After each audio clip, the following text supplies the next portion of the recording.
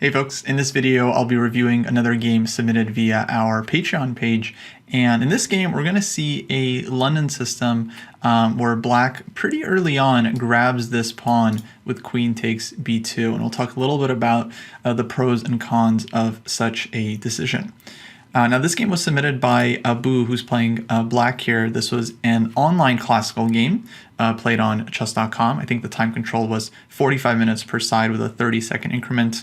And this game starts off with d4, d5, knight f3, c5. Abu mentions in his notes that he was expecting his opponent to play the London system and does a little bit of prep for it. And yeah, starting with an early c5 I think is one of the more aggressive ways black can play. And it does make a lot of sense to put pressure on the center early, and a lot of times this is connected with an early queen b6 as well. So the game continues c3, knight c6, bishop f4. Here black decides to take on d4 and play queen to b6, which I think is not the right way to do it. Generally in these positions when black is playing queen to b6, they do it without exchanging on d4, and I think the main idea is to not give this knight on b1 a square on c3. Then white gets to develop very actively. So I'd say there's maybe two main ways of playing this position. Either you can play for like knight f6 or an immediate queen b6, or starting with knight f6 and then playing with queen b6, for example e3 queen to b6, and this is a common attack against the b2 pawn.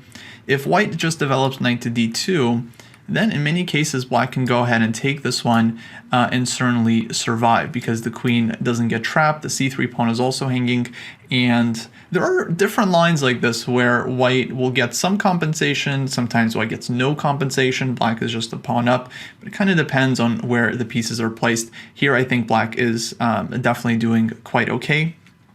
So typically in this kind of position, white will try to either defend the pawn or maybe play queen to b3, and then we get a typical London type of middle game. c4 here is a very common move, for example. And yeah, we have these ideas with queen c2, bishop f5. Maybe you've seen this one before. This is a pretty typical idea in these kinds of positions where black is trying to distract white's queen in order to take on b2 and grab this hanging rook on a1. There are many nuances to these kinds of tricks. If the knight is on d2, for example, then bishop f5 wouldn't be working. White could just take on f5 and then the rook is entrapped on a1, so black loses a piece. But generally this is kind of the idea when black wants to play queen b6, is to leave that pawn on c3 and force white to somehow awkwardly defend this b pawn. Because white just doesn't want to play a move like b3. This is weakening and also spends a full tempo. Black can also play with c takes d4 as we see in this game, but then I don't think, yeah, it's right to bring the queen out to b6, and I'll try to explain why. I think here black should just continue with normal moves, knight f6, developing, or bishop f5, for example, followed by e6, knight f6, and essentially what we get is a transposition to the exchange Slav through a different move order. Here it was black that is trading the c pawns, but essentially we get an exchange Slav structure, and we could transpose to that opening. Instead, we see queen b6 being played here, and now white plays knight c3, which I think is absolutely the right move. Just developing, hitting the d5 pawn, and this trade would not be so great for black. Queen takes b2, knight takes d5. White not only won the center pawn, but is also threatening knight c7, and that's very, very unpleasant for black. So e6 is played. Now white plays a3. It's actually quite an interesting move, and black does go ahead and take the pawn on b2.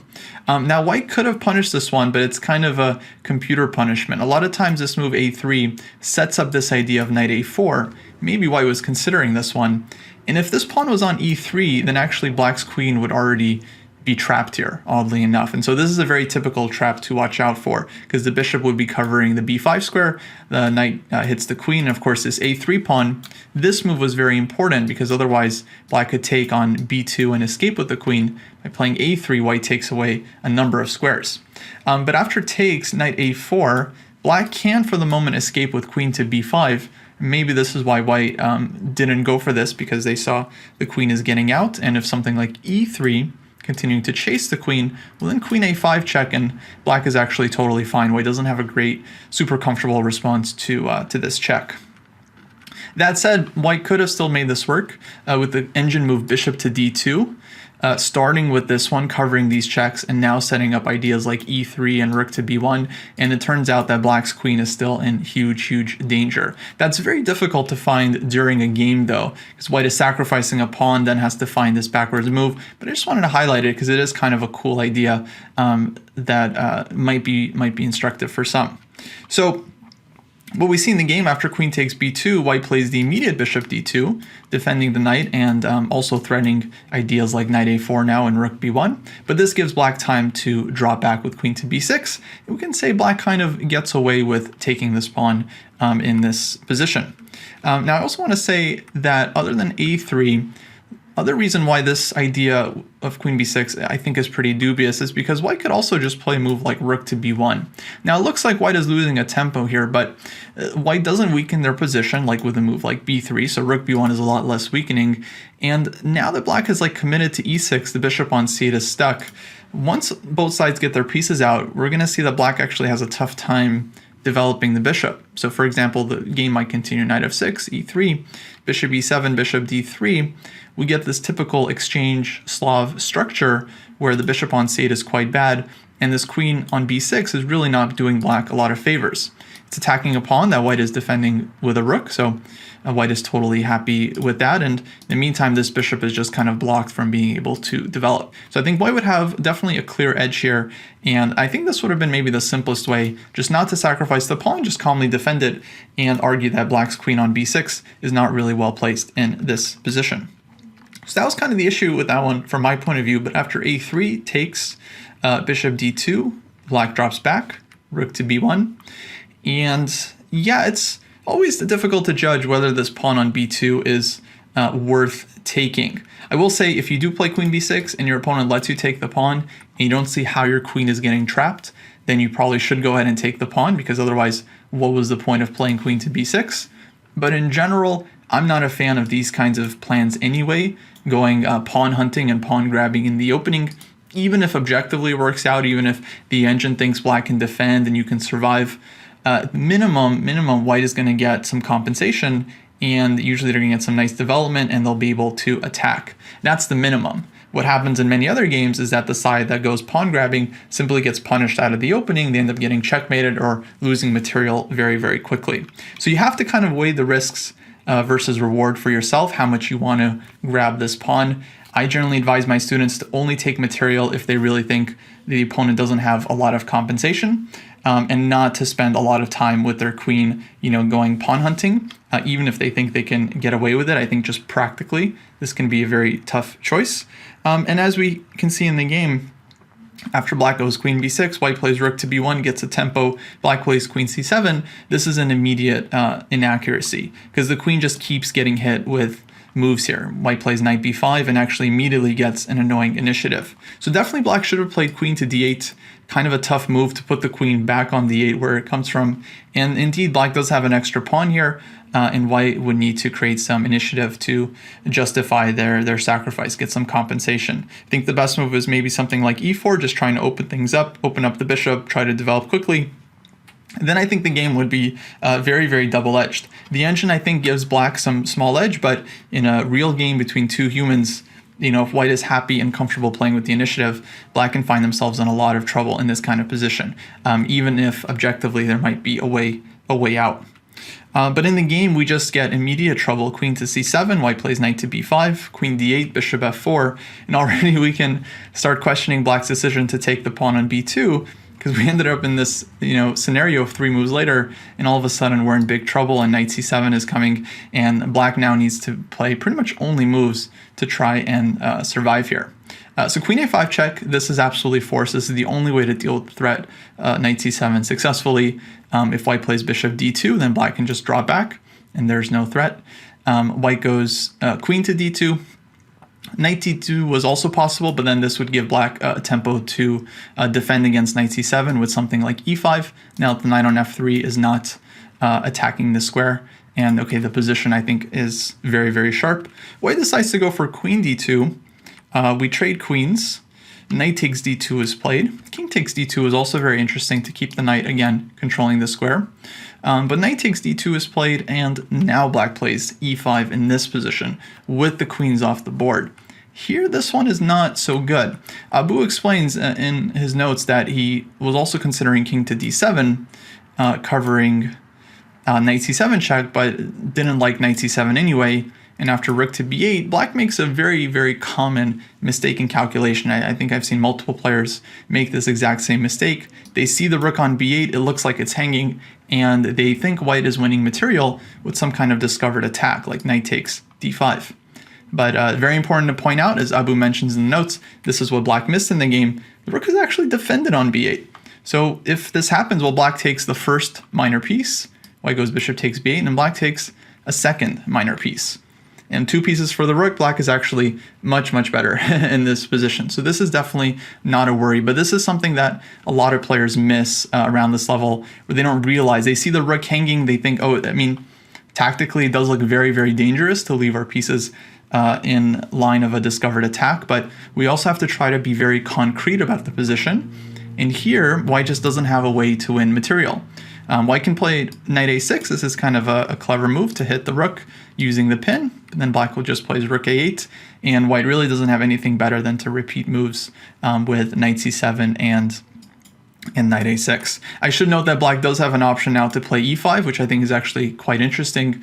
If white takes the rook, then black takes on f4, and black is temporarily down in exchange, but the knight on a8 is trapped and stuck, and probably black is going to be winning this one. So this position would be very double-edged, but I would actually probably slightly prefer black, because I feel like if we're able to win the knight on a8, then we're going to have a very nice material advantage. So this idea now, e5, makes a lot more sense when we're not just losing a pawn, but we're actually gaining material. So black miscalculates this one, plays e5 instead, but this move pretty much just loses a pawn after d takes e5. And not only does black lose a pawn, black has also given up the d6 square, and now is just completely busted. So I understand the miscalculation, but I do want to point out, I checked the actual game and I saw like the time spent by both players. Black didn't really spend a ton of time on e5. This was like, a 2-minute think on e5. And that makes me think, the thought process was as follows, right? King d7, knight c7, we get scared. So instead we play e5. But e5 is really giving white, a huge advantage, right? Just giving white a pawn, d6 square, it's a disaster for black. So rather than just giving away a pawn really quickly, what a stronger player I think would do is spend more time in this position trying to come up with a solution. Because if you think you're just losing a pawn for no compensation, that's a really big problem. You should probably think longer to really make sure that this is your only option.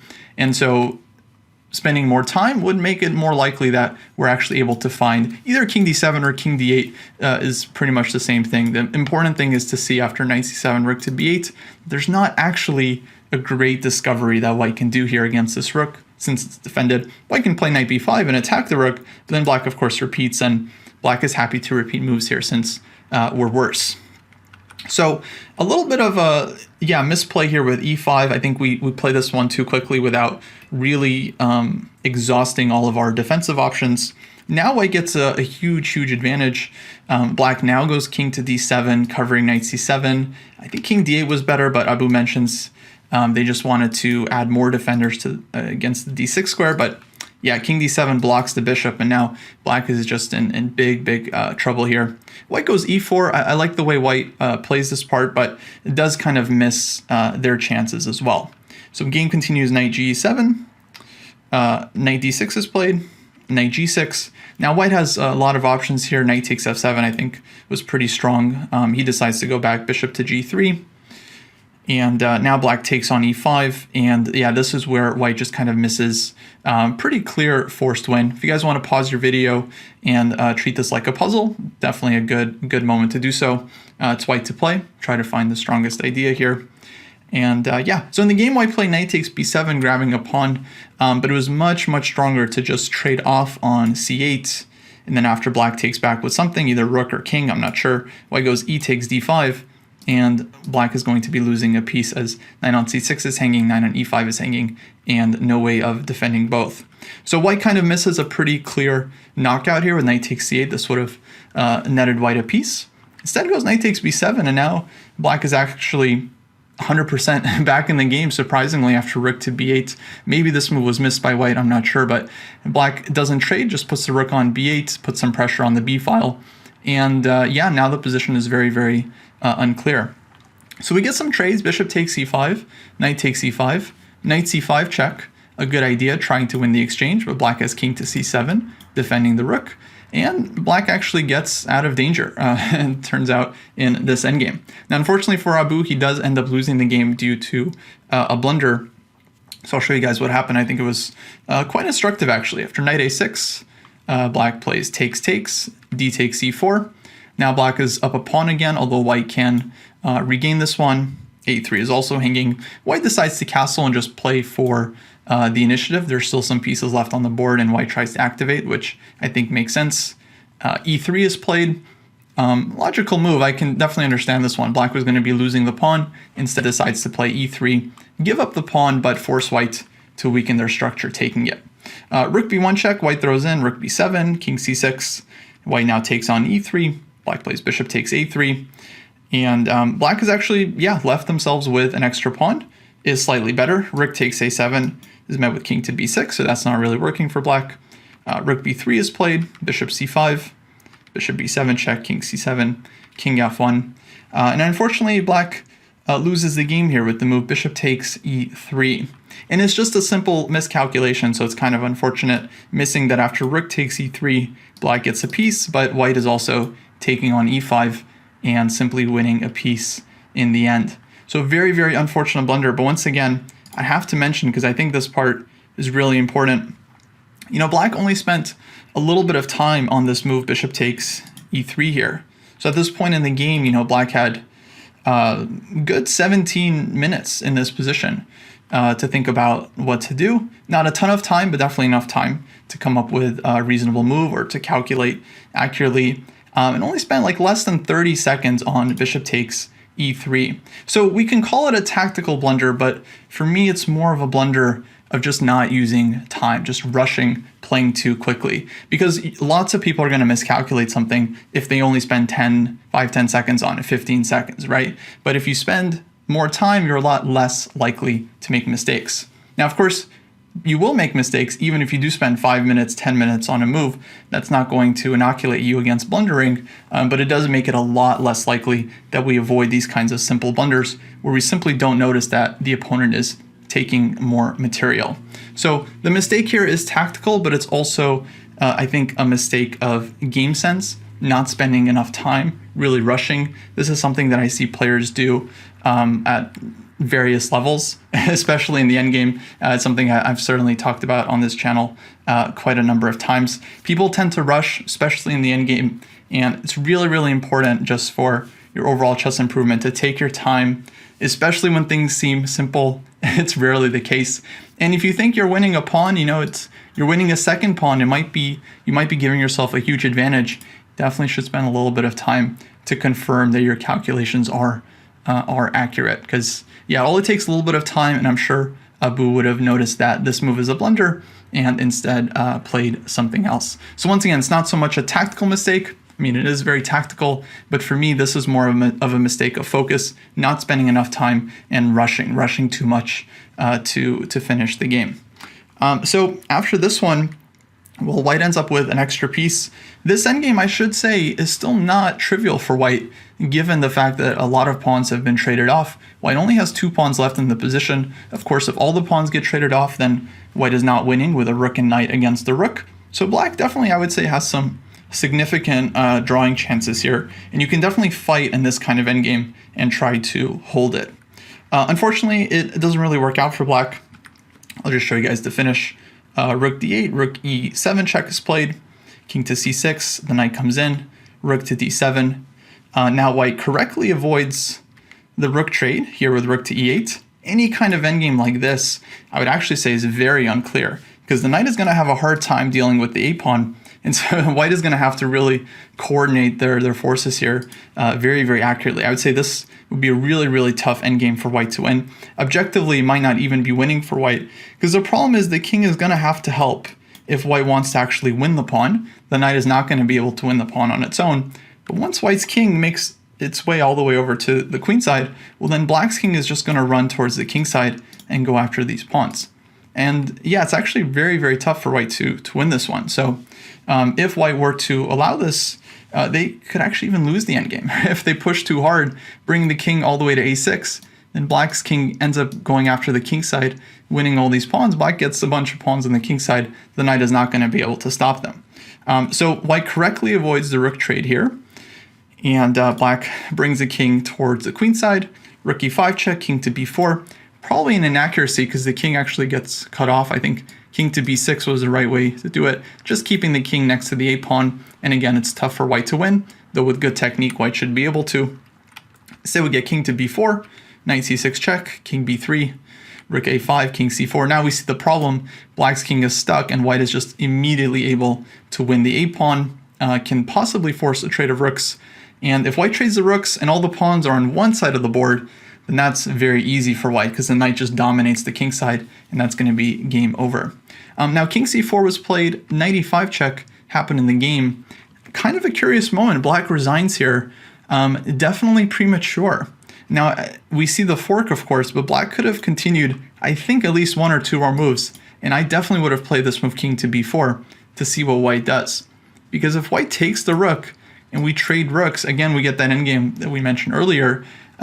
This would be really, really tough for white to win. Black's king is really active. The a pawn is going to run. And yeah, the knight is just not very good at dealing with these passed a pawns. With the bishop, white still very likely wins, and it wouldn't be too hard. The bishop is a very long-range piece. With the knight, though, this is super, super tricky. So I'm not sure what white would have done had black played king to b4. White can 100% just repeat the position with knight c6 check. And if this happened, then I think white would still very likely win. Black would have to repeat or move the king away. White can go rook takes a7, force the trade of rooks possibly, because otherwise all the pawns are going to be hanging on the 7th rank. And then some endgame like this, I think pretty easy for white to win now that all the pawns are on one side of the board. The extra piece is just way too strong. So yeah, a bit unfortunate there. And yeah, again, I checked the timestamp. At this point, after knight e5 check, black still had around 14 minutes left on their clock. 14 minutes, not a lot of time, but you can at least spend a couple minutes and make sure that it's time to resign, right? I think this was kind of a very quick reaction. We saw that there's a fork and we're losing the rook.